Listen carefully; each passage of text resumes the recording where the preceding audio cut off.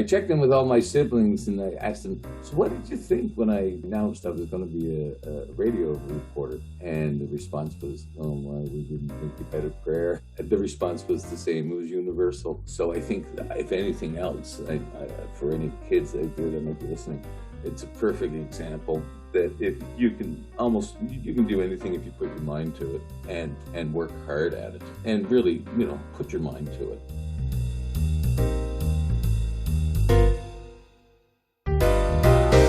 Welcome to Some Stutter Law, Newfoundland Labrador's first podcast about stuttering. My name is Greg O'Grady, and I am a person who stutters and a co-host of Some Stutter Law, Newfoundland Labrador's first podcast about stuttering, along with my co-host. And I'm Katelyn Mayo. I'm a future speech-language pathology student, and I'm Greg's co-host on this podcast. Some Stutter Law mission is dismantling and rebuilding stuttering. Let's start listening.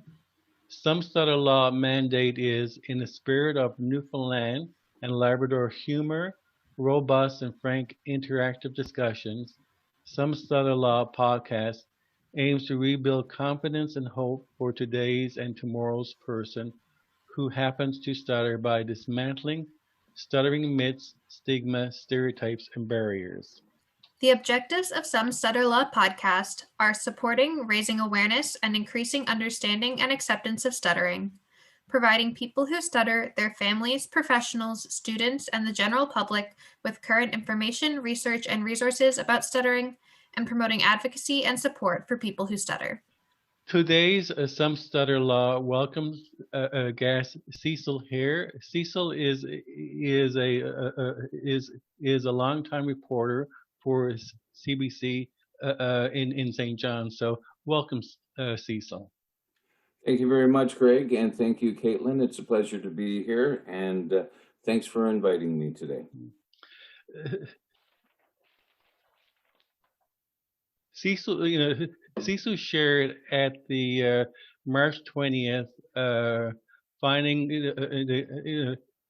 Cecil shared at the Newfoundland Labrador Stuttering Association Finding Our Voice conference on March the 20th during the question and answer period that he was a covert person who stutters.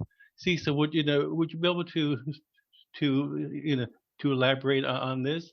Because like I felt that listening to you share this was a momentous step for you, and it was like coming out as a person who stutters. So would you like to share why you decided to share that you have always been a covert stutterer?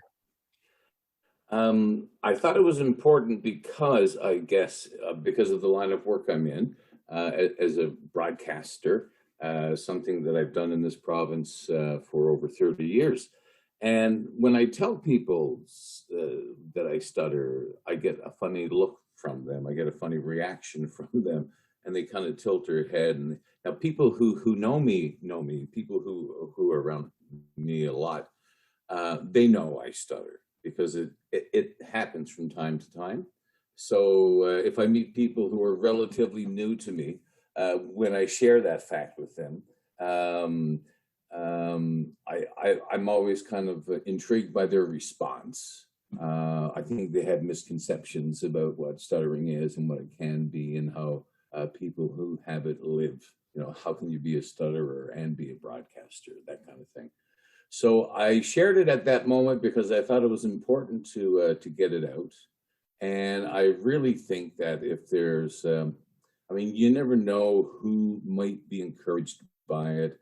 I was thinking in the back of my mind that maybe there would be a parent of a child stutterer listening to that podcast someday, or that event that we had, that online event. And I thought if it inspires one mom or dad or one kid, well, then my job is done. But it also helps to shake off some of the stigmas and the myths, because a lot of people don't have much knowledge about things that don't directly impact them. So, for example, if a family is going through, has a family member as a learning disability, well, chances are everybody in the house is aware of learning disabilities. Next house, it could be cancer. Next house, it could be this. So, if people have never experienced a stutterer in their life, they go through life knowing very little, except for what they see on TV and in the movies, which is really are not accurate representations, especially in the movies. So I remember being a kid, being fascinated by Mel Tillis. He was a country singer who sang beautifully, but he stuttered, but he never stuttered when he sang. And I remember being a kid growing up in Canada, and Al Hamill's show, and anytime Mel Tillis was on TV being interviewed, I was enthralled with him. I watched constantly. I was amazed that he could sing and not stutter, but stuttered obviously when he spoke. So I just thought that, quote unquote, coming out like that and sharing that would hopefully maybe help somebody.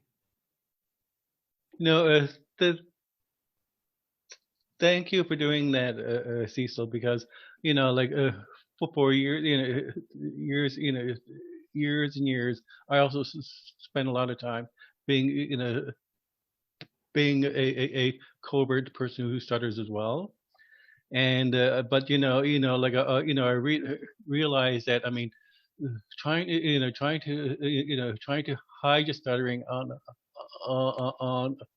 a constant basis causes one more anxiety, and you also lose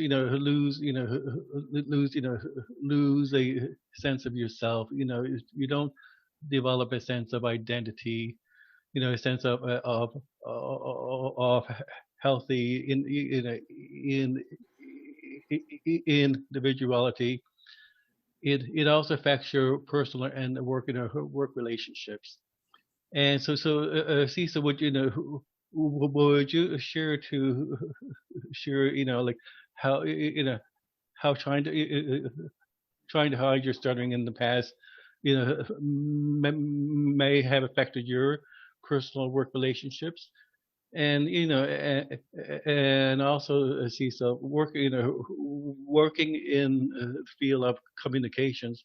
I mean that must cause you a lot of stress trying to hide it, in terms of potential avoiding situations, word substitution. So would you mind elaborating on that? Sure, no problem. And I'll start with the growing up and how it impacted me in that regard. Yes, I mean, I felt it was something that I had to hide. I felt it was something that it was to be. I felt shameful of it, and did everything I could to try to not to stutter, because, as you know, there's this saying that says kids can be cruel, but adults can be cruel too, to other adults and to children as well. So, at a very quick age, at a very young age, I realized that, holy geez, like, I'm quote unquote different here. I'm different. I have to change. I need to do something. I need to fix this. And those are not great thoughts to have in your head as a 7, 8, 9, 10-year-old boy, So I was very shy as a result, I didn't say much. I was not, when I think about how much I talk now, I think I didn't talk much when I was young. When I was around people I felt safe around and comfortable around, I didn't stutter much at all. And by that, I mean my own family. There was 6 kids, and Mom's family was in Pasadena, and we spent our lives on the west coast of Newfoundland. And but it was when I was around people I didn't know that I became very anxious, and I would stutter more. I would stutter more when I became excited. So I was always trying to calm myself down, always trying to slow down my thinking and thoughts. And it made me very self-aware, and as a result, sadly, a shy person. And I had to really overcome that shyness to be a journalist, because when you're a journalist, you meet so many people and you're interviewing so many people. You're not going to be a journalist for very long if you don't like meeting people you don't know, because that's your job every day. Now I always say this. I remember when I was a kid, I remember not, I never, my whole life I stuttered. Like when I go back to my initial memories in my childhood, 4 or 5 years old, I remember stuttering then. And it was with me in a big way. I'm going to say up until about grade 6, so that would have been about 12 years old. And that was when I became extremely aware of it. And I also became extremely aware of other kids who stuttered. And I just had this schoolyard memory one day of talking in the schoolyard, and I'm trying to talk to him, and my stuttering is so bad, he just looked at me and he just walked away from me. He just stopped. And that was when I realized that I had to quote unquote fix it. So that was when I really started to work on my stuttering problem. And grade 7, grade 8, grade 9, grade 10, it was always there, not as much, but it was always there. And then when I was 19 or 20 years old, I told my mother I wanted to go to journalism school. And she told me years later that she thought, oh my goodness, he's never going to make it. This guy is cracked. He can barely talk, and he wants to be a journalist. So I went away. I went to journalism school in Ontario. I for 2 years got a diploma. This was 1982 to 84 to 86. And I came back, and I've been working in this line of work ever since. But it's still there. I'm really good at covering it. I've developed strategies. One is the overuse of the F word. I have a great friend who constantly reminds me that I swear too much. But if I feel a swear, if I feel a stutter coming, I will throw out the F word. Now, obviously not when I'm on the air or anything like that. And it helps me to cover the stutter. And my friend will say, why didn't you just say it's tasty instead of it's effing tasty? And I say, well, I was going to stutter on the tasty, so I threw in the F to help me out there. Now I know now in the realms in the professional world that there are strategies, go ha, or that there are things that, but I never had any help when I was a young man with this. So that was just a strategy I developed on my own because it worked. I was asked one time, Cecil, how do you write your news stories and not stutter reading news stories? So what I do when I write a story for broadcast, I'll write it all out, and they're normally a minute or 2 minutes long. And when I'm done with it, I read it out loud. And as I'm reading out loud, if I hit any collisions where these sounds collide, and I know right there I'm going to stutter, I will change the wording of the script. So you called that word substitution, I believe, just then.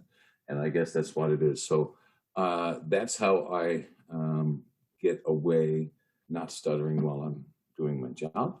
And I also have, so if I'm working, I remember filling in for the Jeff Gilhooly on the morning show years ago, and scripts would be given to you. You'd go in at 5:30 in the morning, there'd be 3.5 hours of scripts and things for you to read. And I would spend hours before the show changing it so that I wouldn't stutter. I would sit there in that newsroom and I'd read every script out loud before the show started. And if a stutter happened, I'd take up my pen and I would change the sentence so that I would not stutter. And because of that strategy, I also do this when I'm speaking to you guys now. I also do it if I'm doing live broadcasting. I will, I'm pretty good at covering it up, shall we say. So that's how I function in the world. Sometimes when I was younger, I was very, I would cover. And now that I'm a bit older and wiser, I'm not as concerned.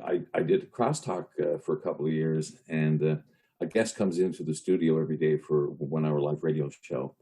And over the last couple of years, 4 or 5 or 6 years, I'm less concerned if a stutter comes out of my mouth while I'm getting to know the person before the show. I'm not as concerned because it is who I am. And, why should anybody have a problem with it? That's where I am now. But I did not feel that way when I was 30. I'm 57 now. So I just I stutter and, hopefully I don't get a negative response from you as a result, but so it doesn't affect me at work anymore like it used to. I'm not as concerned or stressed or anxious about it like I used to be. I'm wondering, you talked about some of the strategies you've used for avoiding the stutter or hiding the stutter, I guess, but what are some of the things you've done to, I guess, reduce the stress? I know, like with time, obviously, like you were mentioning, it's reduced, but if you're feeling anxious before, going on air or something, anxious about anticipating a stutter or something like that, what are some strategies you use? Good question. My strategy is always to have a plan of some sort.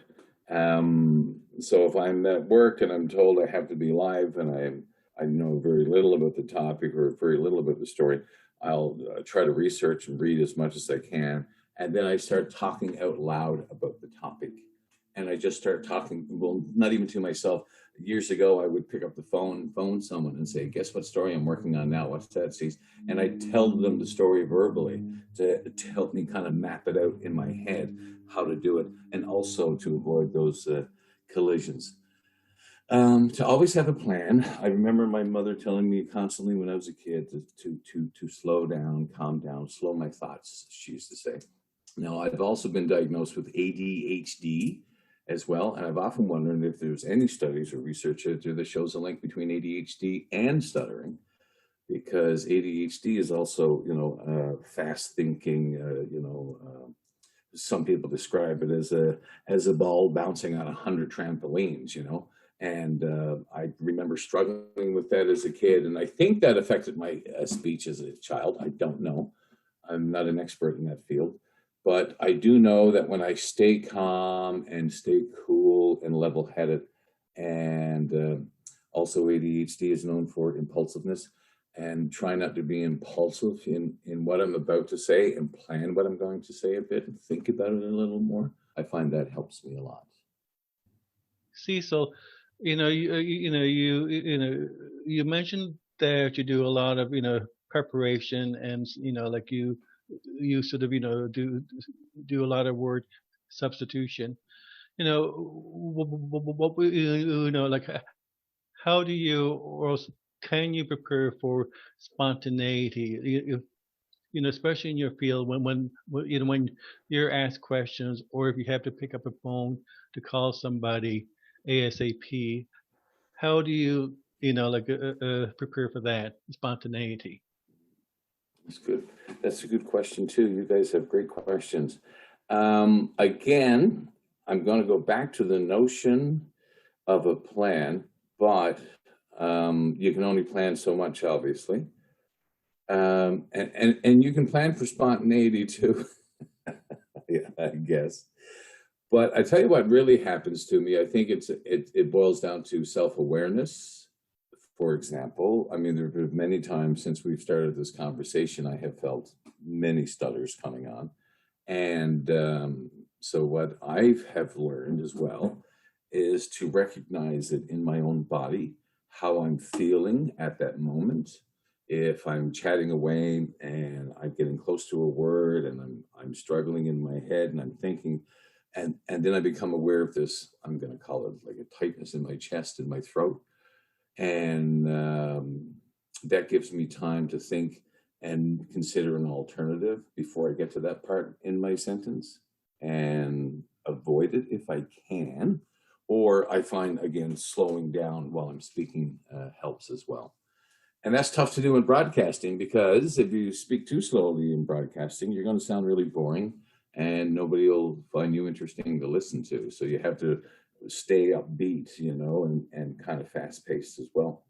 But as far as the planning for spontaneity, I try to make myself aware of how I'm feeling about what's coming out of my mouth and how I'm feeling what I think is going to come out of my mouth soon. And if I think it's going to be a stutter, it's almost like my body will tell me that it's going to happen. And instead of getting anxious about it, I just kind of manage it the best way I can. And try not to panic. I find that's a big part of it too. would you be able to share some, some of the situations that you have experienced that you have panicked, or some situations that may cause a panic, Hmm. a I lot of remember, anxiety? yes, yeah, that's a good question. I remember many times when I was younger doing public speaking. I always enjoyed public speaking, and I think it's the adrenaline, endorphin, dopamine rush you get when you're done. It just feels good when it's over. And I struggled with the stuttering while public engaging in public speaking events, um, and I found that my breathing would throw me off.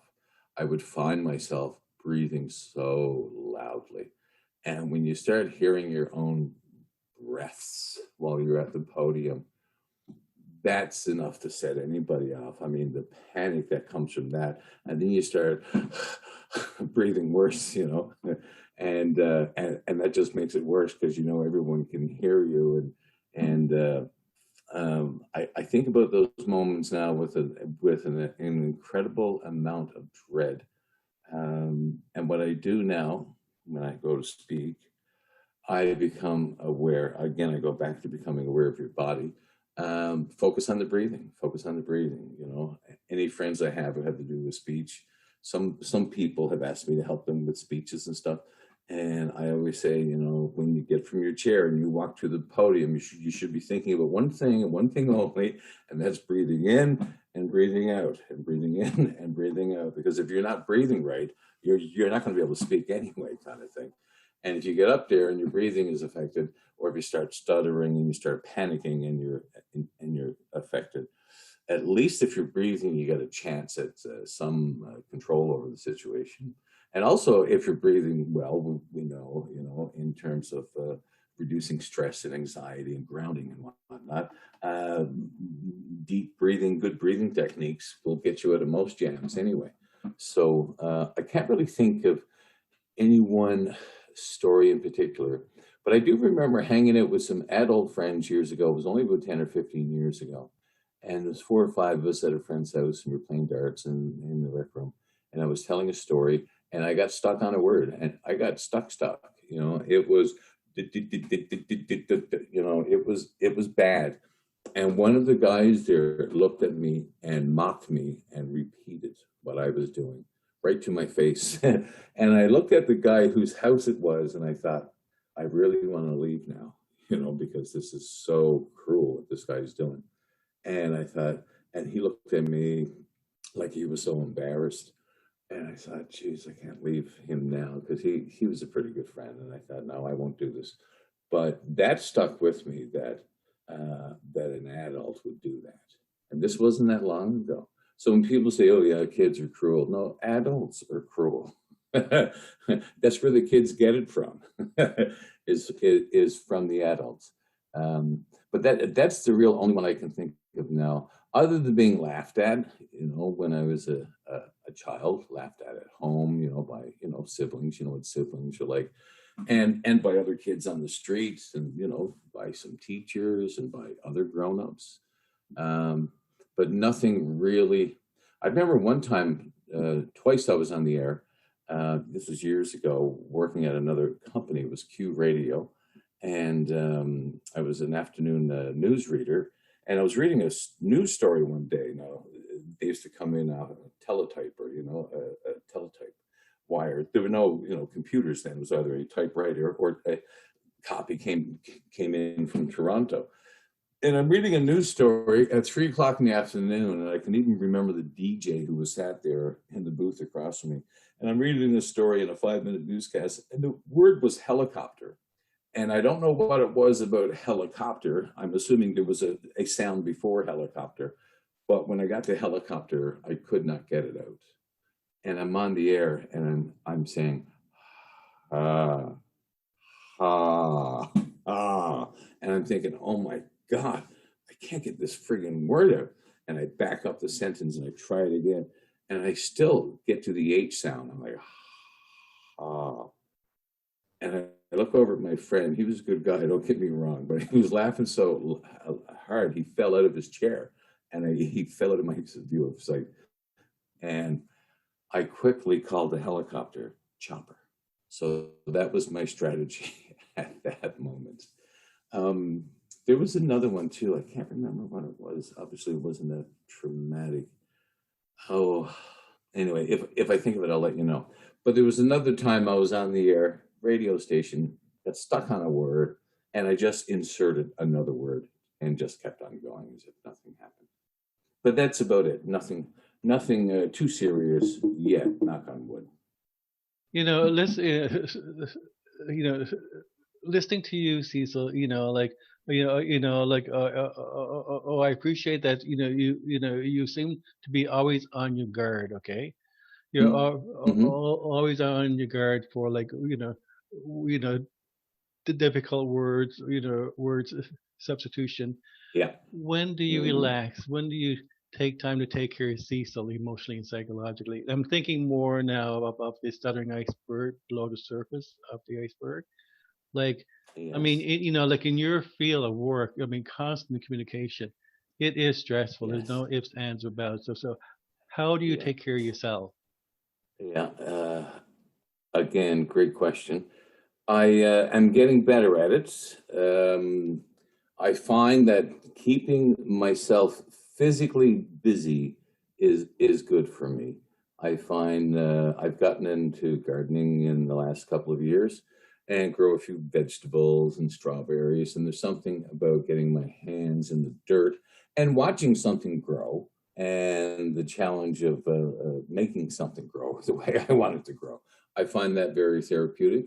And I also like working with wood, and I'm not a carpenter, not by any stretch. But if, for example, I want something like a little table, like a workbench downstairs in the basement, I enjoy going online and Googling those things and watching videos and learning how to do those things. I find I enjoy learning about things that have nothing to do with journalism is my out these days. And a friend was helping me with something yesterday, and he asked me a question about his camper trailer. And I said, I just go online and research it to death, and then I watch videos, and then I fix it myself. So I find that's a lovely distraction as well. I love nature. I love walking. I love being outdoors. And I love being around people who care about me. I have no time for anything else. My time is precious, and I'm more interested in being around people who lift me up, who are obviously interested in me in a good way. So, Cecil, you must have a good, strong relationship with your colleagues at CBC. Do they know about your, do they know about you being a covert stutterer and your challenges? No. A few do. A couple of years ago, almost 10 years ago, I did a presentation to a conference in St. John's of speech language pathologists across Canada. And I came out then, I guess, for lack of a better word, and they did a news story on it. But I remember a couple of people I worked with at the time said to me at the time, I didn't know you stuttered. I did not know that. How come I don't know that? And my pet answer has always been, I'm really good at covering it up. But I would say where I work now that was 10 years ago, Greg. I would say 9 years ago, I would say that there's 85% of the people, 90% of the people I work with now don't know that I'm a covert stutterer. And now that I think about it, when it does happen, when I do stammer on a word or whatever, again, it'll catch, a colleague by surprise, and they'll say, "Did you just stutter that time?" I say, "Yes, I stuttered. I never knew that," this kind of thing. It doesn't happen a lot. And again, it goes back to my ability to hide it. I don't know why I hide it. Right? I got to look into that. Cecil, now you realize that some Stutter Law podcast is being recorded. Now, this podcast will be posted on social media. Mm-hmm. So are you okay with coming out as a person who is a person who stutters? And I mean, go ahead. I most definitely am, Greg. Yes. Tell the world. Whatever it takes, Greg, because if it helps somebody, that's all I care about. And if it helps a kid somewhere in some tiny town somewhere, perfect. If it gives a kid or a parent some inspiration or hope or anything positive, if anything good can come out of me chatting with you and Katelyn like this, I'm all for it, and I'm perfectly okay with it. It's so important. I've heard so many people who stutter speak about the importance of having role models and people who stutter openly in the public. And I mean, you spoke about the singer, I don't remember the name now, but who stuttered that you saw in interviews and things like that.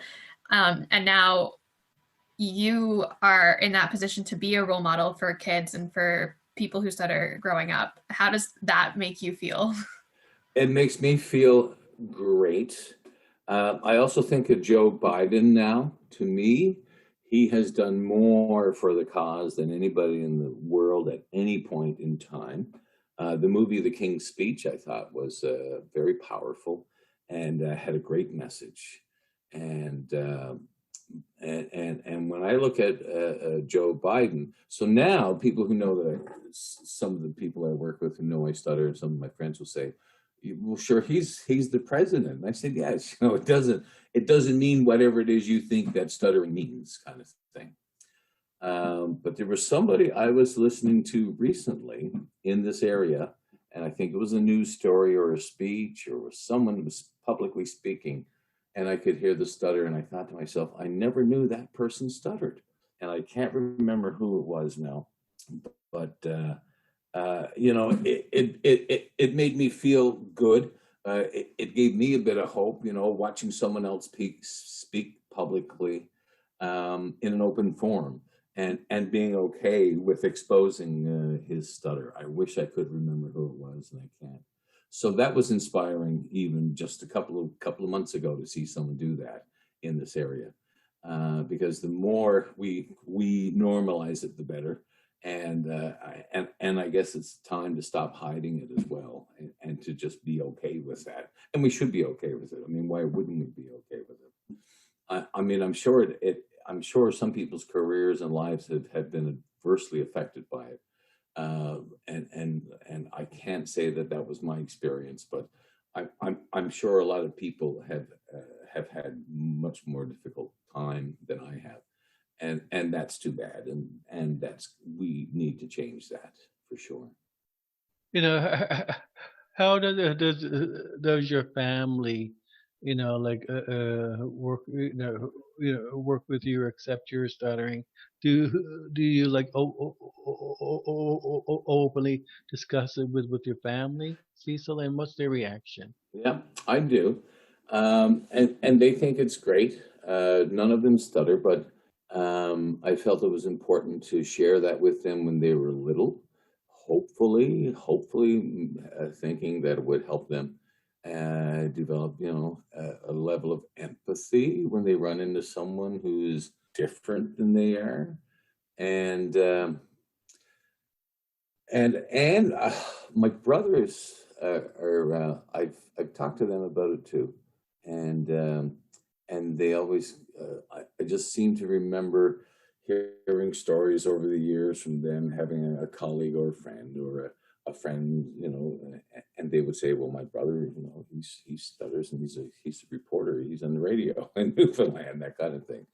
So, I always felt that talking about it with the family, my siblings and my family here at St. John's, I always thought it was important that my kids knew about it, so that they would be aware of it. And that's what I was saying earlier on.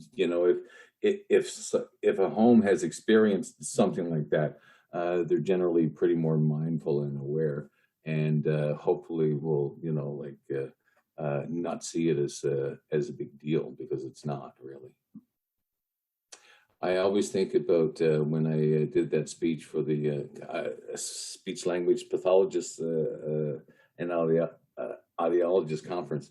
When I think about that presentation I made at that time, I checked in with all my siblings and I asked them, so what did you think when I told you, I announced I was going to be a radio reporter? And the response was, oh my, we didn't think you had a prayer. The response was the same. It was universal.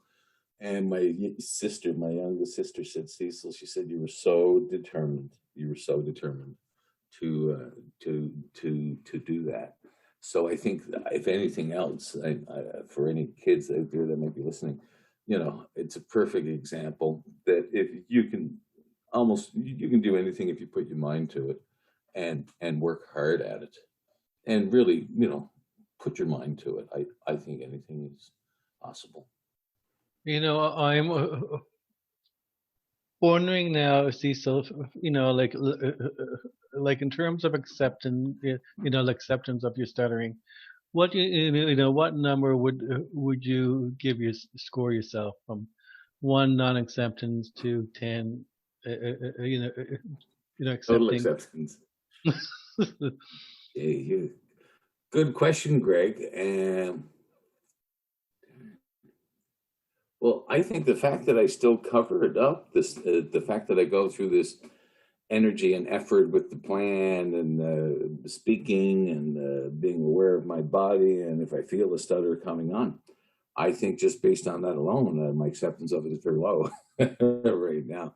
So I'll give myself a less than a 5, that's for sure. And I don't know why I do that. Probably because I've been doing it my whole life. You've given me something to think about, that's for sure. It's not that I feel shame about it, because like I also said earlier, when I'm meeting people now at work, through work, and I stutter in mid-sentence or whatever, I just don't care about it anymore. I'm not as concerned as I used to be, because it is what it is. But obviously, I still feel it's still something that I should be hiding.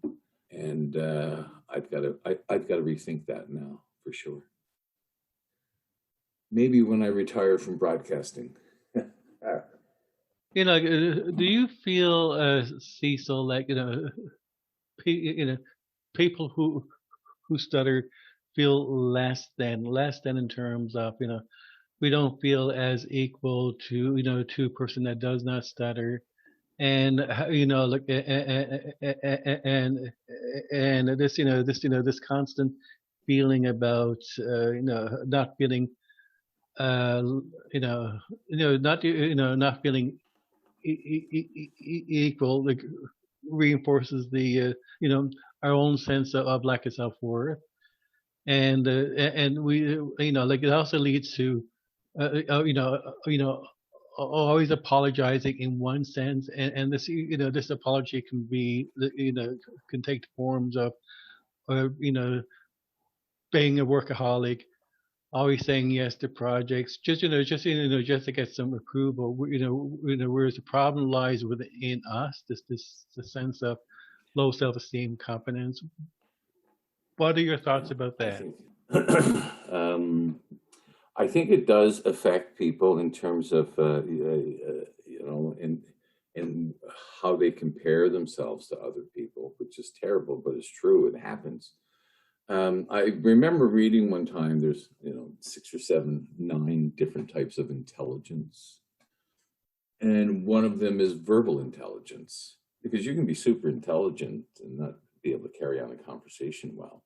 You could put a person on the moon and not be good at social interactions and small talk with people, you know.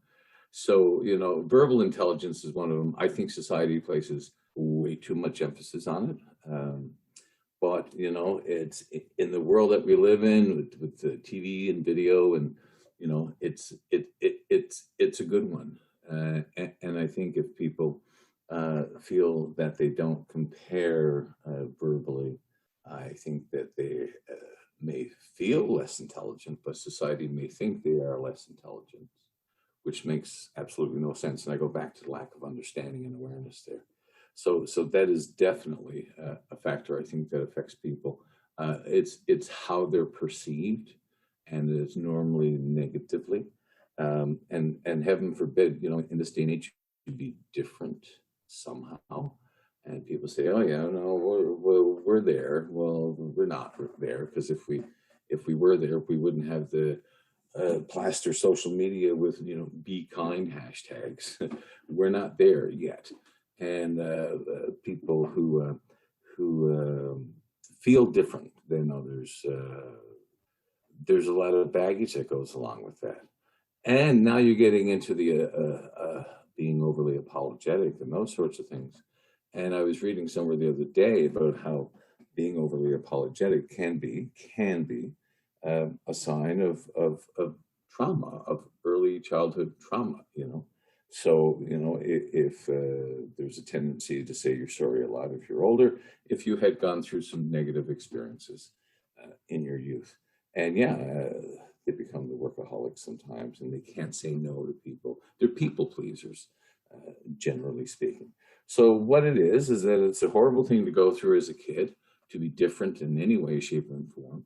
And even sometimes from the people who love you, who may be, quote unquote, just being playful, may not understand the hurt and the harm that they do. And this is a big part of this, right? The effect on a person's well-being and mental health is huge. Now, in my case, when I was young, I had a couple of other things working against me. So I never really looked at stuttering being the problem, right? But I mean, anything like that children go through is going to have an effect on them in adulthood. Anything traumatic. And, you know, we all experience trauma in our lives. We all experience difficult things in our youth, some more so than others. And your own wiring and your coping skills, you know, will help you get through most of it. But for some people, it's much more severe and more hurtful and more damaging as a result. And I think that's what affects people the most too.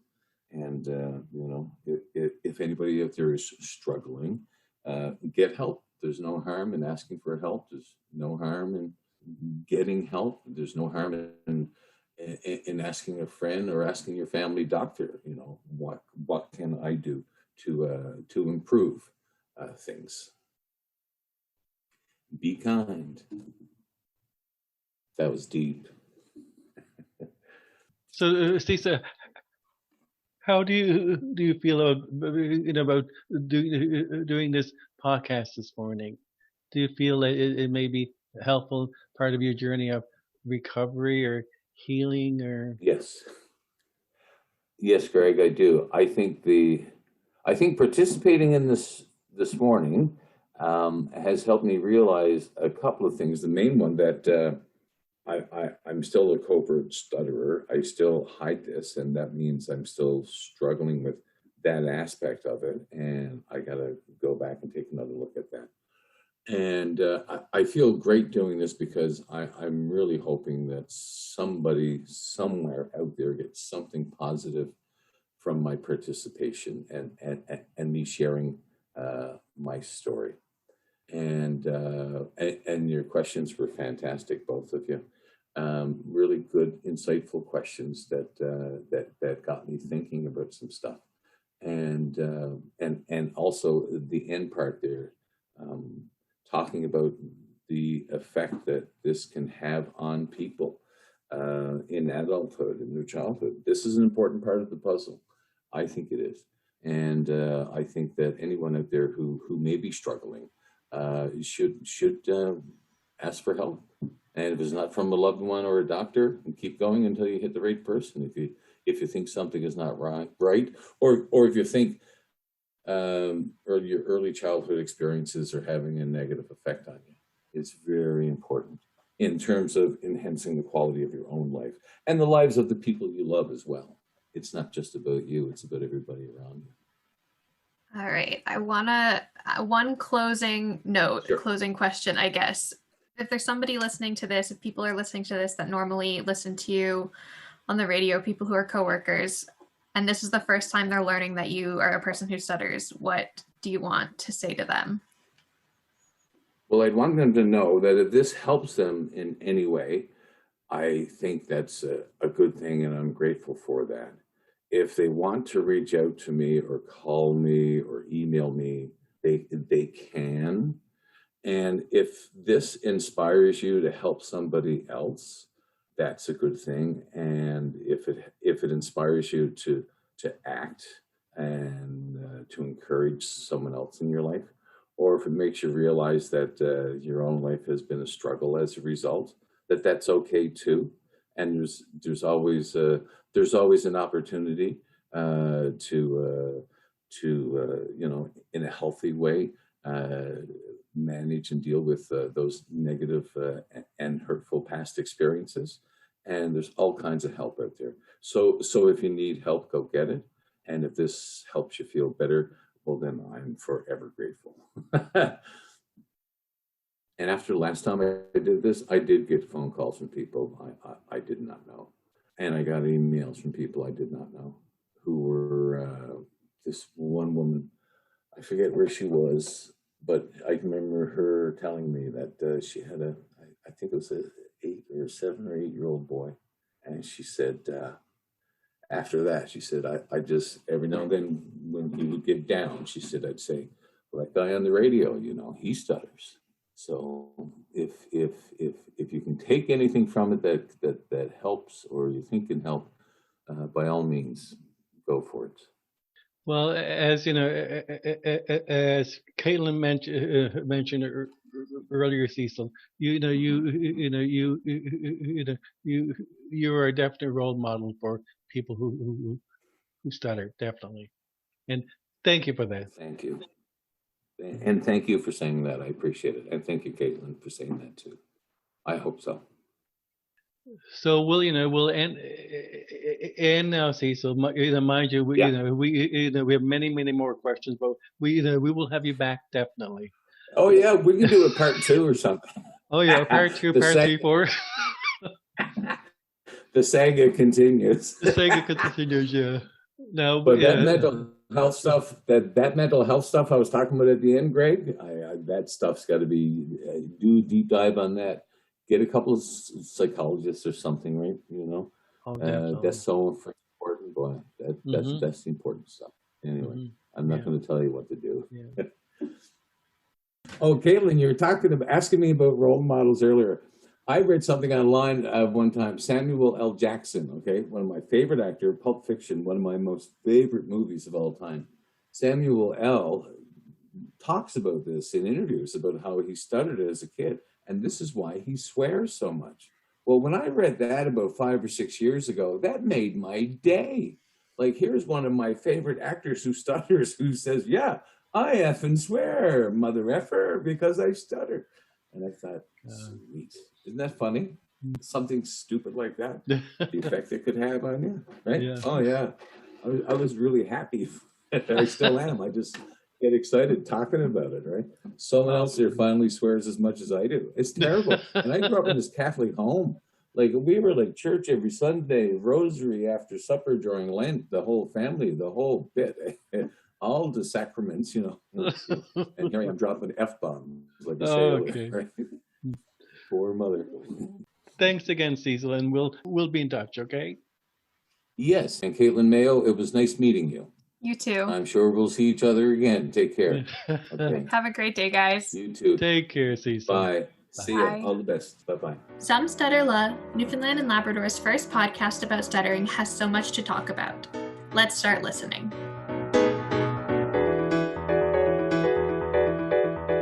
This has been an episode of Some Stutter Law, Newfoundland and Labrador's first podcast about stuttering. Some Stutter Law is hosted and produced by Greg O'Grady, Katelyn Mayo, Emily Murphy, Dr. Paul DeDecker, and Luca Denou.